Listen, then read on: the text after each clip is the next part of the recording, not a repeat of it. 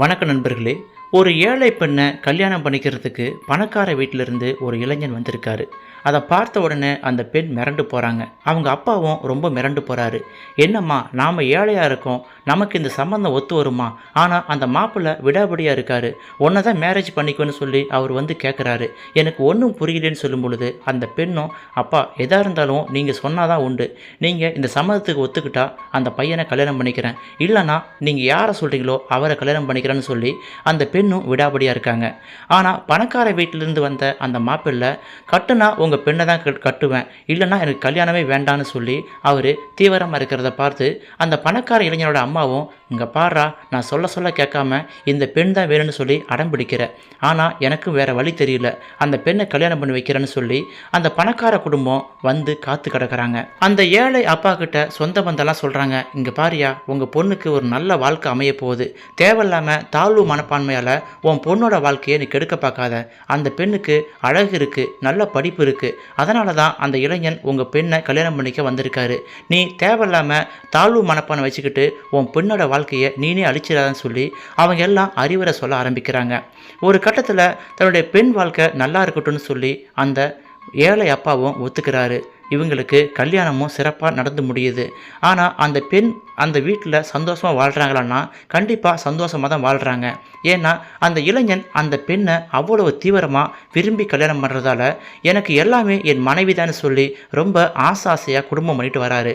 ஆனால் அந்த பணக்காரி, அதாவது அந்த பணக்காரனோட அம்மாவுக்கு அந்த பெண்ணை பார்த்தா பிடிக்கிறது இல்லை. எனக்கு இருக்கிற அந்தஸ்துக்கும் எனக்கு இருக்கிற வசதிக்கும் பெரிய பணக்கார வீட்டில் சம்மந்தம் வச்சுருப்பேன், நீ என்ன பெரிய அழகுன்னு சொல்லி உன்னை தான் கல்யாணம் பண்ணுவேன்னு சொல்லி என் பையன் ஒத்த காலம் நின்னதால் உன்னை கூட்டு வந்து இந்த வீட்டில் வைக்க வேண்டிய சூழ்நிலை போயிடுச்சுன்னு சொல்லி அடிக்கடி கரிச்சு கொண்டுகிட்டே இருப்பாங்க. அந்த ஏழை அப்பாவும் தன்னுடைய மகளை பார்க்கறதுக்கு சீர்வரிசை கொண்டுகிட்டு ஒரு முறை அந்த வீட்டுக்கு போகிறாரு. அங்கே அந்த ஏழை அப்பாவுக்கு ஒரு மிகப்பெரிய அசிங்கமும் அவமானமும் வந்து சேருது. அதுவும் யாராலன்னா அந்த பணக்காரி, அதாவது அந்த பணக்கார மாமியாரால் அந்த ஏழை அப்பா அவமதிக்கப்படுறாரு. தனக்கு நேர்ந்த கொடுமையை தன் மகளுக்கு தெரியக்கூடாதுன்னு சொல்லி அந்த ஏழை தந்தை தனக்கு நேர்ந்த துயரத்தை தனக்குள்ளே மறைச்சிக்கிட்டு அங்கேருந்து வராரு. உண்மையாலுமே யாருக்கும் நடக்கக்கூடாத ஒரு சம்பவம் தான் அந்த ஏழை தகப்பனுக்கு நடந்திருக்கு. இந்த சம்பவத்தை நீங்கள் கடைசி வரைக்கும் ஸ்கிப் பண்ணாமல் கேட்டிங்கன்னா உண்மையாலுமே உங்கள் மனசு ரொம்ப கலங்கி போகும். சரி வாங்க, அவங்க வாழ்க்கையில் அப்படி என்ன நடந்துச்சுன்னு பார்க்கலாம். தலையில் ஒரு சின்ன மூட்டையும் 2 கைகளிலும் 2 பெரிய கட்டைப்பைகளையும் தூக்கி கொண்டு நடக்க முடியாமல் நடந்து வந்தார் குப்புசாமி. என்ன பெரியவரை, எங்கே போகணும், ஆட்டோ வேணுமா என்று ஒரு ஆட்டோ டிரைவர் கேட்கிறார். அப்பா என்று பெருமிச்சு விட்டபடி நெற்றியில் வழிந்த வியர்வையை துடைத்து கொண்டே திரும்பி பார்த்தவர், இல்லப்பா வேண்டாம் என்று சொல்லிவிட்டு தன் நடையை தொடர்ந்தார். என்னங்கய்யா, இந்த வேகாத வெயில்ல இப்படி 2 கையிலையும் பைய தூக்கிக்கிட்டு நடந்து போறீங்க, வாங்கய்யா ஆட்டோவில் போகலாம் என்று ஆட்டோ டிரைவர் மீண்டும் கூப்பிட்டார். அந்த பெரியவருக்கு டயர்டு அதிகமாக இருக்குது, ஆனால் ஆட்டோவில் போகணும்னு சொல்லி மனசு சொல்லுது, ஆனால் பையில் காசு இல்லை. அந்த பெரியவர் மிகுந்த தயக்கத்துடன், இல்லப்பா ஆட்டோ வேணும் தான் என்று தயங்கி கொண்டு, சரிப்பா பத்மா தேட்டர் வரையும் போகணும், எவ்வளோ கேட்பீங்க என்று கேட்டு முடித்தார். அட, பத்மா தேட்டர் பக்கமா? எங்கள் வீடு அங்கே தான் பெரியவர் இருக்குது, நான் சாப்பிட தான் போயிட்டுருக்கேன், வேணும்னா வாங்க, அங்கே உங்களை இறக்கி விட்டுறேன் என்று ஆட்டோ டிரைவர் சொன்னார். அந்த பெரியவர் ஆச்சரியமாக, அதை எப்படிப்பா நீ சும்மாவா கூட்டிகிட்டு போவ என்று சொல்ல, சும்மா இல்லை பெரியவரை, உங்களுக்கு என்ன கொடுக்கணும்னு தோணுதோ அதை கொடுங்க போதும் என்று சொல்லியபடியே அவரது தலைச்சுமையை இறக்கி ஆட்டோவில் வைத்துவிட்டு கையில் இருந்த பைகளையும் வாங்கி உள்ளே வைத்தார் அந்த நல்ல மனிதர். அந்த பெரியவரை ஆட்டோக்குள் ஏற்றிக்கொண்டார் அந்த ஆட்டோ டிரைவர். என்ன பெரியவரை, மக வீட்டுக்கு போறீங்களோ என்று கேட்க, ஆமாம் தம்பி, இங்கே பத்மா தேட்டர் பக்கம் முத்தையா தெருவில் தான் என் பொண்ணை கட்டி கொடுத்துருக்கேன், கல்யாணமாகி 7 மாதம் ஆகுதுப்பா, இப்போதான் மாசமாக இருக்கா என்று தன் மகளை பற்றி சொல்லும் பொழுது அந்த பெரியவரின் கண்கள் சந்தோஷத்தில் கண்ணீரை விட்டது. தன் கண்களில் வழியும் சந்தோஷ கண்ணீரை தோளில் கிடந்த துண்டை எடுத்து முகத்தை துடைத்து கொண்டார். என்ன பெரியவரை, கண் கலங்குறீங்க, மக மாசமாயிட்டான்னு சொல்லி ரொம்ப சந்தோஷப்படுறீங்க போல என்று அந்த ஆட்டோ டிரைவரும் தன் பங்கிற்கு சந்தோஷப்பட்டு கொண்டார். ஒத்த பிள்ளையா பெத்து வளர்த்தம்பா, அவ 10 வயசு இருக்கும் பொழுதே என் பொஞ்சாதி போய் சேர்ந்துட்டா, தாயில்லா பிள்ளை, கூலி வேலைக்கு போனாலும் நான் தாய்க்கு தாயா இருந்து அவளை நல்லபடியாக வளர்த்தேன், அவளும் சொக்க தங்கமாக தான் இருப்பா, தொட்டு கண்ணில் ஒத்திக்கலாம், அப்படி ஒரு பேரழகு, அவள் அழகுக்கும் குணத்துக்கும் எங்களுக்கு தெரிஞ்ச ஒருத்தர் மூலமா ஒரு சம்பந்தம் வந்துச்சுப்பா, மாப்பிள்ளை இவளை எங்கேயோ கோயிலில் வச்சு பார்த்துருப்பார் போல, மனசுக்கு ரொம்ப பிடிச்சி போச்சான், அதனால என் பொண்ணை வந்து பெண் கேட்டாங்க, 1 ஏணி இல்லப்பா 100 ஏணி வச்சா கூட அவங்கள எட்ட முடியாது, நான் இவ்வளோ பெரிய சம்பந்தம் வேணாம்னு நினச்சேன், ஆனால் மாப்பிள்ளைக்கு இவளை ரொம்ப பிடிச்சி போனதால கட்டுனா என் பொண்ணை தான் கட்டுவான்னு சொல்லி அவங்க வீட்டில் பிடிவாதமாக சொல்லிட்டாராம். அதனால மாப்பிள்ளை வீட்டில் வந்து ரொம்ப விரும்பி கேட்டாங்க, சரி நல்ல இடம் தானே தேடி வருதுன்னு சொல்லி நினச்சி நானும் இந்த கல்யாணத்துக்கு ஒத்துக்கிட்டு கல்யாணம் நல்லபடியாக முடிஞ்சிச்சுப்பா. இப்போ சித்திரை மாதம் பிறந்துடுச்சு இல்லையாப்பா, எங்கள் ஊர்லாம் சித்திரை மாதம் பிறந்துச்சுன்னா புதுசாக கல்யாணமான பிள்ளைக்கு அவல் வெல்லம், கருப்பட்டி தேங்காய், அரிசி பருப்பு எல்லாம் சீராக கொடுக்கணும், அதான் என் பொண்ணுக்கு கொண்டு போயிட்டு இருக்கேன் என்று சொல்லிக்கொண்டே ஒரு பையை திறந்து அதிலிருந்து ஒரு வாட்டர் பாட்டில் எடுத்து தண்ணீரை மடமடவென்று குடித்தார் அந்த பெரியவர். இதோ இந்த மூட்டையில் காய்கறியும் பழங்களும் இருக்கு, இதெல்லாம் எங்கள் வீட்டிலேயே விளைஞ்சதுப்பா.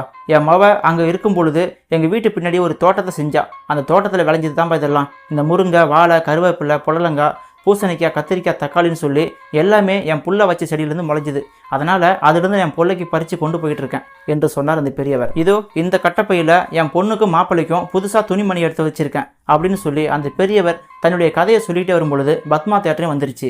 பத்மா தேட்டர் வரவும் அந்த ஆட்டோ டிரைவரும், ஐயா நீங்கள் சொன்ன இடம் வந்தாச்சு, உங்கள் பொண்ணு வீடு எங்கே இருக்குன்னு சொல்லுங்கள், நான் இறக்கி விட்டுறேன் அப்படின்னு சொல்லி கேட்கவும், அதோ அந்த 4வது இருப்பா, அங்கே போய் நிறுத்துங்க அப்படின்னு சொன்ன உடனே அந்த ஆட்டோவும் அங்கே போய் நிற்குதுங்க. அடுத்ததா அந்த ஆட்டோவை விட்டு இறங்கின அந்த பெரியவர், தம்பி எவ்வளோப்பா ஆச்சு என்று சொல்லுபடியே நடுங்கும் கரங்களால் தனது வேட்டியில் கட்டியிருந்த முடிச்சை அவிழ்த்து அதிலிருந்த ஒரு கவரை மெதுவாக திறந்து ஒரு 50 ரூபாய் எடுத்து அந்த ஆட்டோ டிரைவரிடம் நீட்டினார். ஆனால் அந்த ஆட்டோ டிரைவரோ, ஐயா நான் உங்களுக்காக இங்கே வரலையா, நான் என் வீடு இங்கே தான் இருக்குது, அப்படியே போகிற வழியில் உங்களை இறக்கி விட்டுலான்னு சொல்லி தான் வந்தேன். என்னமோ தெரியலையா, உங்களை மற்ற சவாரிகளை போல பார்க்க முடியல, நானும் 2 தங்கச்சிக்கு அண்ணன் தான்யா. காசு பணம் இல்லாத வீட்டில் இருந்து பொம்பளை பிள்ளைக்கு சீர் செய்கிறது எவ்வளோ கஷ்டம்னு சொல்லி நல்லா தெரியும். உங்கள் பொண்ணை என்னுடைய 3வது தங்கச்சியாக நினச்சிக்கிறேன்யா, காசை உள்ளே வைங்க அப்படின்னு சொல்லிட்டு அந்த ஆட்டோ டிரைவர் காசை வாங்காமல் சென்று விட்டார். இப்படியும் சில மனுஷங்க இருப்பாங்களா என்று அந்த ஆட்டோ டிரைவரை நினைச்சு ரொம்ப பெருமைப்பட்டார் அந்த பெரியவர். அடுத்த சில நிமிடங்களில், அடடே சம்மந்தி ஐயாவா, வாங்க வாங்க என்று குரல் கேட்க திரும்பி பார்த்தார் அந்த பெரியவர். சம்மந்தி வீட்டில் வேலை பார்க்கும் மல்லிகா தோட்டத்தை பெருக்கிக் கொண்டிருந்தவள் கைகளை சேலையில் துடைத்தவாறே ஓடி வந்து வரவேற்றாள். ஆமாம்மா நல்லா இருக்கியா தாயி?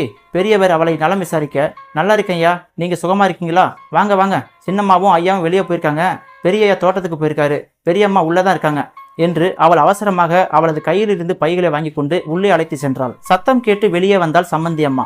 2 கைகளிலும் 4 வளையல்களும், கழுத்தில் ரெட்டை வட சங்கிலியும், 2 மூக்கிலும் கல் வைத்த மூக்குத்தியும் போட்டு நடிகை காந்திமதியை நினைவுபடுத்தும் தோற்றத்தில் அவர் அங்கிருந்து வந்தார். சம்மந்தி அம்மையை பார்த்தவுடன் இந்த பெரியவர், வணக்கம் சம்மந்தி அம்மா, நல்லா இருக்கீங்களா, கையெடுத்து கும்பிட்டு கொண்டே கேட்டார் அந்த பெரியவர். ஓஹோ நீங்களா? இந்த மல்லிகா சத்தத்தை கேட்டதும், என்னடா இது இந்த மொட்டை மதியான நேரத்தில் எந்த விருந்தாளி வந்திருக்கான்னு சொல்லி நினச்சிக்கிட்டே வந்தேன் என்று அந்த சம்மந்தி அம்மா சொன்னதும், அவர் சொல்லும் தோரணையே ஏன் இந்த நேரத்துக்கு வந்திருக்க என்று கேட்பது போல் இருந்தது அந்த பெரியவருக்கு. இல்லைங்க சம்மந்தி அம்மா, புள்ள நல்ல விஷயம் சொல்லி போன் போட்டா, போன வாரம் ஃபுல்லாக எனக்கு உடம்புக்கு முடியல, அதான் உடனே வர முடியல, ஆனால் என் மனசு பூரா இங்கே தான் அடிச்சுக்கிட்டு இருந்துச்சு. ஆஸ்பத்திரிக்கு போயிட்டு 2 ஊசி போட்ட பிறகுதான் தலையை தூக்க முடிஞ்சது. இன்னைக்கு கொஞ்சம் எந்திரிச்சிட்டேன், அதான் பிள்ளைய பார்த்துட்டு அப்படியே சித்திரை திருவிழாவுக்கு அவளும் பொரியும் கொடுத்துட்டு போலான்னு வந்தேன் என்று சொன்னார் அந்த பெரியவர். பிள்ளையும் மாப்பிள்ளையும் நல்லா இருக்காங்களாமா, சம்மந்தி ஐயா நல்லா இருக்காரா என்று மூச்சு விடாமல் பேசி எல்லாத்தையும் நல்லா விசாரித்தார் அந்த பெரியவர். எல்லாம் நல்லா இருக்கும், உங்கள் மவளுக்கு என்ன குறைச்ச, பேருக்கு ஏற்ற மாதிரி நீங்கள் ராசாத்தி மாதிரி தான் வாழ்றா, என் புள்ள அவனை தாங்குன்னு தாங்குறான், உங்கள் மவளை பற்றி நீங்கள் ஒன்றும் கவலைப்படாதீங்க. ஆமாம் இது என்ன மூட்டை, இதான் சித்திரை சீரா? குரலில் ஒரு நக்கலும் நையாண்டியுமா கேட்டா அந்த அம்மா. அந்த பெரியவரோ, ஆமாம்மா இதில் அவல், வெல்லம், அரிசி, பருப்பு, தேங்காய் எல்லாம் இருக்குது, இந்த மூட்டையில் எங்கள் வீட்டில் விளைஞ்ச காய்கறிகள் இருக்குது, எந்த உரமும் போடாததுமா, உடம்புக்கு நல்லது, ரொம்ப சத்தாக இருக்கும். இந்த பையில் பொண்ணுக்கும் மாப்பிள்ளைக்கும் புது துணிமணி இருக்குமா, அப்புறம் இதோ இந்த பையில் என் பொண்ணு ராசாத்திக்கு பிடிக்குமென்னு சொல்லி பணியாரத்தை நானே சுட்டு கொண்டு வந்தேன், என் கையால் சுட்டா என் மவளுக்கு அவ்வளோ பிடிக்கும், மாப்பிள்ளைக்கு சீடன்னா ரொம்ப பிடிக்கும்னு சொல்லி ராசாத்தி சொல்லிச்சு, அதான் அதை மட்டும் எங்கள் அக்கா கிட்ட சொல்லி வீட்லேயே போட சொல்லி கொண்டு வந்திருக்கேன், ஏன்னா எனக்கு சீடை செய்ய தெரியாதுமா என்று வெள்ளந்தியாக சொன்னார் அந்த பெரியவர். அப்படியா, சரி சரி இருக்கட்டும், அவங்க 2 பேரும் வெளியே போயிருக்காங்க, உங்கள் பொண்ணு வந்து அவளை எடுத்து பார்க்கட்டும், அவளுக்கு வந்த சீரை என்று சொல்லிவிட்டு மல்லிகாவின் பக்கம் திரும்பியவர், அடியே மல்லிகா பார்த்தியாடி, இந்த கோடீஸ்வரி வீட்டுக்கு வந்த சீரை, பணக்கார வீட்டு வாரிசு தான் மக வயிற்றுல வளருதுன்னு சந்தோஷத்தில் வரப்போகிற வாரிசுக்கு பணியாரம் கொண்டு வந்திருக்காரு இந்த பெரியவர். அவரை சொல்லி ஒரு குத்தம் இல்லை, அவர் நிலைமை அப்படி, எல்லாம் எனக்கு வந்து பிறந்தானே என் பையன், அவனை சொல்லணும். நம்ம தகுதிக்கு ஏற்ற மாதிரி பொண்ணு கட்டுறான்னு சொன்னால் போயும் இவளுக்கு அழகா இருக்கா, குணமாக இருக்கா, நல்ல பொண்ணுன்னு சொல்லி கட்டினா இவ்வளோ தான் கட்டுவான்னு சொல்லி ஒரே பிடிவாதமாக கட்டினான். சீர் பத்தியா பிச்சைக்கார லெவலில் வந்திருக்கு. இதுவே என் தம்பி பொண்ணா கட்டியிருந்தா இந்நேரத்துக்கு இந்த ஊரில் யாரும் செய்ய முடியாத சீர் சனத்தை செஞ்சிருப்பான் என் தம்பி என்று அந்த சம்மந்தி அம்மா புலம்பி தள்ளினாங்க. பெரியவருக்கோ முள் மீது நிற்பதை போல ஒரு உணர்வு, கை கால் நடுங்க, உதடு துடிக்க, பதில் பேச முடியாமல் நின்று கொண்டிருந்தார். சரி சரி ஏன் இங்கே நிற்கிறீங்க, உள்ள வாங்க, உள்ள வந்து நல்லா வயிறார சாப்பிட்டு போங்க. சம்மந்தி அம்மாவின் பேச்சில் இருந்த நக்கல் அந்த பெரியவர் மனதை ரணகலமாக்கியது. இல்லம்மா ஊர்ல ஒரு முக்கியமான வேலை இருக்குமா, நான் கிளம்புறேன். ராசாத்தி தங்கமான பொண்ணுமா, காசு பணத்துல குறைவு இருந்தாலும் குணத்திலையும் பாசத்திலையும் அவகிட்ட எந்த குறையும் கிடையாது, தயவு செஞ்சு என் பிள்ளைய நல்லா பார்த்துக்கோங்கம்மா, நான் இன்னொரு நாள் வந்து அவளை பார்த்துட்டு போறேன் என்றவர் மீண்டும் ஒரு முறை கையெடுத்து கும்பிட்டு விட்டு திரும்பினார். அந்த பெரியவரை பாவமாக பார்த்து கொண்டிருந்த மல்லிகாவிடம், இங்கு நடந்ததை என் மகளிடம் சொல்லிடாதம்மா, அவளால் தாங்க முடியாது என்று கண்களாலேயே கெஞ்சியவரை கண்டு அந்த மல்லிகாவும் கண்ணீர் சிந்தினாள். தன்னால் செய்ய முடிந்த சீரை தன் மனம் நிறைந்து செய்த பின்னும் அந்த இடத்தில் தான் பேர் கெட்டு போகும் பொழுது மனம் முழுவதும் வலிக்குமே ஒரு வலி, சம்பட்டையால் அடித்தது போல் அந்த வலியை தாங்கிக் கொள்ள முடியாமல் அந்த முதியவர் தட்டு தடுமாறி தெருவில் நடக்க ஆரம்பித்தார். இந்த செய்தியை ஒரு தோழி அவர்கள் தன்னுடைய வாழ்க்கையில் நடந்தது சொல்லி அவங்க இணையதளத்துல பகிர்ந்திருக்காங்க. இந்த நிகழ்வு உண்மையா நடந்துச்சா இல்லையான்னு சொல்லி நமக்கு தெரியாது. ஆனா இது போன்ற நிகழ்வுகள் நிறைய இடத்துல நடந்துகிட்டு தான் இருக்கு. ஏன்னா பெரிய இடத்துல பெண்ணை கட்டி கொடுத்துட்டு அந்த வீட்டுக்கு விருந்துக்கு போற அந்த அப்பா அம்மா படுற அவமானங்கள் நிறைய இருக்குங்க. பெரிய இடத்துல பொண்ணை கட்டி கொடுத்துட்டு சாப்பிட வந்திருக்கீங்களான்னு சொல்லி நம்ம காது படவே நிறைய கேட்டிருப்போம். இந்த செய்தியில வர மாதிரி அந்த ஏழை வீட்டு பெண்ணை ஒரு பணக்கார வீட்டுல இருந்து ஏன் போய் பெண் எடுக்கணும்? ஏன்னா அந்த பையனுக்கு நல்லா தெரிஞ்சிருக்கு, நமக்கு காசு பணம் முக்கியம் இல்ல, நமக்கு வாய்க்கிற பொண்டாட்டி கண்டிப்பா நம்மள கடைசி வரைக்கும் நல்லா பாத்துக்கணும், அன்பா பாசமா இருக்கணும்னு சொல்லி அந்த பாசமும் அன்பும் அந்த பெண்ணுகிட்ட நிறைஞ்சிருக்கிறதால அந்த பெண்ணை எனக்கு போதுன்னு சொல்லி அந்த பெண்ணை கல்யாணம் பண்ணிருக்காரு. இது போன்ற உண்மை சம்பவங்கள் உங்களுக்கு உடனுக்குடன் வந்து சேர வேண்டும் என்றால் நமது சேனலை சப்ஸ்கிரைப் பண்ணிக்கொண்டு கூட வர பெல் சிம்பலை கிளிக் பண்ணிக்கங்க. அதில் ஆளுங்கிற பெல்லை மறக்காம கிளிக் பண்ணுங்க. மனதை நிகழ வைக்கக்கூடிய சுவாரஸ்யமான செய்திகளை உடனுக்குடன் தெரிந்து கொள்ள நமது சமூக திரை சேனலை சப்ஸ்கிரைப் பண்ணிக்கொண்டு ஆதரவை தாருங்கள்.